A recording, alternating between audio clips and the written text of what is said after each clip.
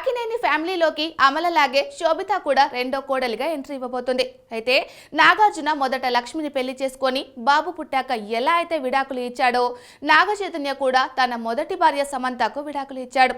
అయితే వీరికి పిల్లలు లేరు.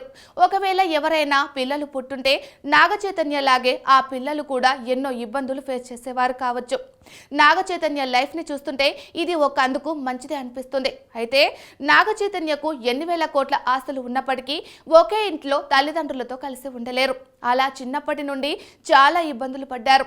ఇక నాగార్జున ఎలా అయితే అమలను రెండో పెళ్లి చేసుకొని అక్కినేని ఫ్యామిలీలోకి కోడలుగా తీసుకొచ్చాడో నాగచైతన్య కూడా శోభితా ధూళిపాలను రెండో పెళ్లి చేసుకొని ఆమెను అక్కినేని వంటి బడా ఫ్యామిలీలోకి కోడలుగా తీసుకొస్తున్నాడు. ఇక ఈ నేపథ్యంలోనే సోషల్ మీడియాలో ఎన్నో ట్రోల్స్ విమర్శలు వస్తున్నాయి ఈ ఫ్యామిలీపై.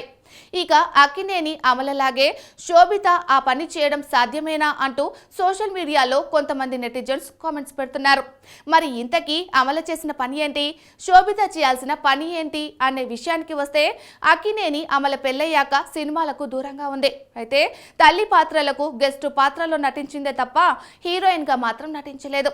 ఇక అమల ఎలా అయితే పెళ్ళయ్యాక సినిమాలు మానేసిందో శోభిత పెళ్ళయ్యాక సినిమాలు మానేసి కీలక పాత్రలు చేయడం సాధ్యమేనా అంటూ కొంతమంది నెటిజన్స్ కామెంట్స్ పెడుతున్నారు. మరి అమలలాగే శోభిత కూడా సినిమాలకు స్వస్తి చెప్పి ఇంటి పట్టునే ఉండి బిజినెస్లు చూసుకుంటే నాగచైతన్య శోభిత మధ్య కూడా ఎలాంటి గొడవలు రావు అనేది ఒక వర్గం సినీ ప్రియుల వాదన. మరి శోభిత పెళ్ళయ్యాక సినిమాలు చేస్తుందా మానేస్తుందా అనేది చూడాలి.